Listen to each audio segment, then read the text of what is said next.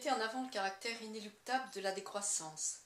Et pensez-vous que ce caractère soit réellement indiscutable? N'existe-t-il pas une possibilité que la décroissance ne survienne pas et que la croissance perdure? C'est pourtant ce que semble croire la grande majorité des gens.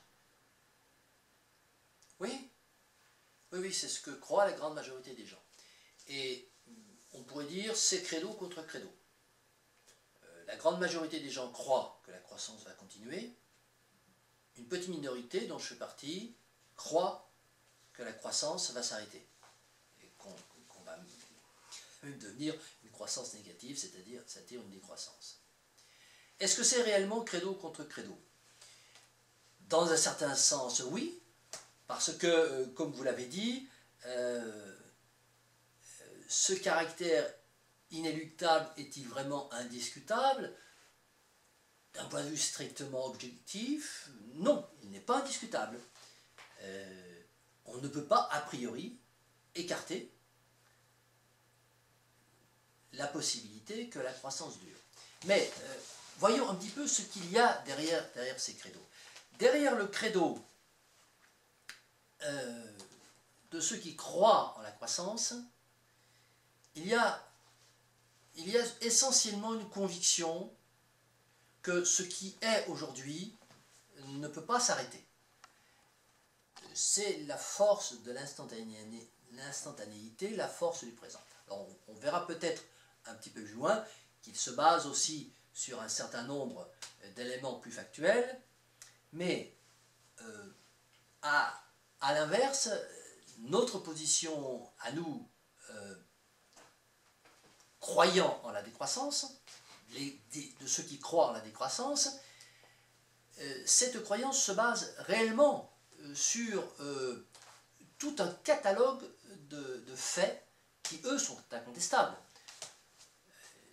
La déplétion fossile, c'est-à-dire le fait que les ressources fossiles sont en quantité limitée. On a aujourd'hui une évaluation assez précise des ressources encore disponibles en charbon, en gaz et en pétrole. Et personne ne conteste que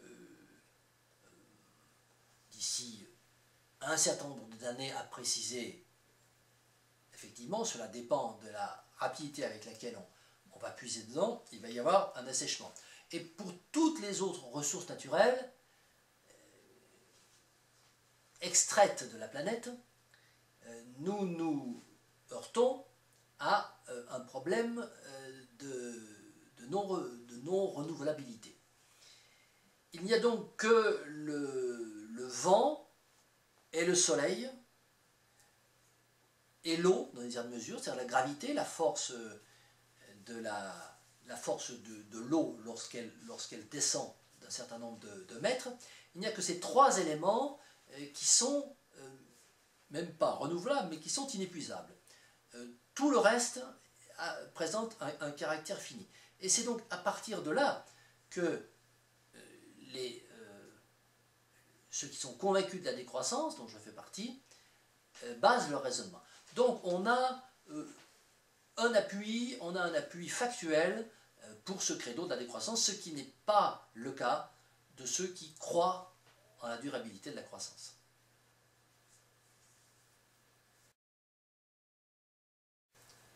Pourquoi dites-vous que cette croyance relève de la religion plutôt que d'une conviction raisonnable et argumentée? Pour deux raisons. Tout d'abord parce qu'on constate qu'elle n'est pas argumentée et que les gens avec qui on va polémiquer en disant mais est-ce que vous êtes vraiment sûr que la croissance va durer, vous opposent des convictions. Nous opposons tout le temps des faits, alors qui vont peut-être être contestés, qui peuvent être discutés, mais nous opposons rarement, je dirais même jamais, une conviction. Alors que les croissants opposent une conviction.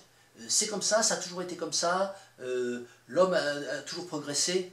On a donc une première chose qui est cette constatation qu'il y a, non pas un refus d'argumentation, mais la plupart du temps, ces gens sont convaincus qu'il n'ait pas besoin d'argumenter parce que c'est évident. La deuxième raison, c'est qu'il se base sur des petits éléments, je dirais. Alors que nous nous basons sur des grands éléments, eux se basent sur des petites expériences de laboratoire. Alors on a par exemple un avion solaire qui s'appelle le Solar Impulse, qui a fait un certain nombre de kilomètres, qui a fait un vol, et ils disent, vous voyez, il y a un avion solaire qui vole, donc il n'y a pas de raison que demain on n'ait pas toute la flotte du monde entier de gros porteurs qui fonctionnent à l'énergie solaire. On va avoir une voiture électrique qui va faire également un certain nombre de kilomètres sans se ravitailler, et de là, ils vont vous dire, eh bien, il n'y a pas de raison que demain on n'ait pas des semi-remorques de 60 tonnes qui fassent Moscou-Madrid d'une seule traite avec une batterie sans avoir à la recharger. Or, ce sont là non pas des réalités scientifiques, mais ce qu'on appelle des expériences de laboratoire qui ne peuvent pas être extrapolées, en tout cas tant qu'elles n'ont pas été vérifiées, tant qu'elles n'ont pas été mises à l'épreuve de la grande série. Au plan politique, selon vous, existe-t-il une identité parfaite entre ce qu'on appelle les néolibéraux et ces adorateurs de la croissance? Sont-ils les seuls à prôner et croire fermement aux vertus de la sainte croissance? Ah non, ce ne sont pas les seuls. Ce ne sont pas les seuls, mais il y a une schématisation dans les idées, notamment par les gens de gauche et par les décroissants de gauche, qui disent les croissants, ce sont les libéraux. Les libéraux sont croissants, donc tous les croissants sont des libéraux. C'est un syllogisme faux. D'abord, il manque un élément. Et puis, les non-libéraux, les partis de gauche sont croissants. On voit aujourd'hui, notamment, le parti le plus contestataire de la politique économique unique, de tous les gouvernements successifs depuis une quarantaine d'années, le parti de gauche est un parti qui a du mal à dire qu'il n'est pas croissant.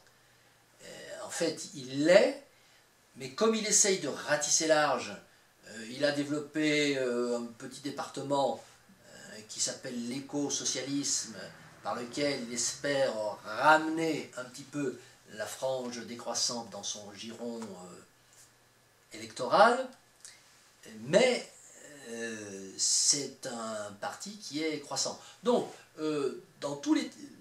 si on balaye tout l'éventail politique, de la droite à la gauche, de l'extrême droite à l'extrême gauche, puisque le NPA également est un parti qui refuserait de se dire décroissant, qui refuserait de prôner une économie en diminution de production. Nous sommes bien obligés de constater que la croissance n'a pas de frontières politiques et que tous les partis politiciens, ce qui d'ailleurs est logique puisqu'on a vu tout à l'heure que l'homme de la rue croit de façon religieuse dans la croissance, enfin, c'est ce que j'ai dit et c'est mon opinion, la logique se retrouve dans l'éventail des partis politiques. Au final, qu'avez-vous à reprocher à ces croissancistes? Mais je ne leur reproche rien. Alors, pour le coup, par rapport aux écologistes auxquels je fais des procès successifs, je ne reproche rien aux croissancistes. Ils sont... Je ne pense pas, contrairement à M. Serge Latouche et à d'autres décroissants, que leur imaginaire soit colonisé. Je ne crois pas à la théorie de la colonisation de l'imaginaire. Je pense que les gens sont conscients et qu'ils sont dans une société de croissance. Je pense qu'ils sont conscients que la croissance a apporté depuis 50 ou 60 ans un certain nombre, de nombreuses modifications fondamentales très très importantes dans leur mode de vie et qu'ils en sont satisfaits. Je pense qu'ils sont inquiets d'une éventualité,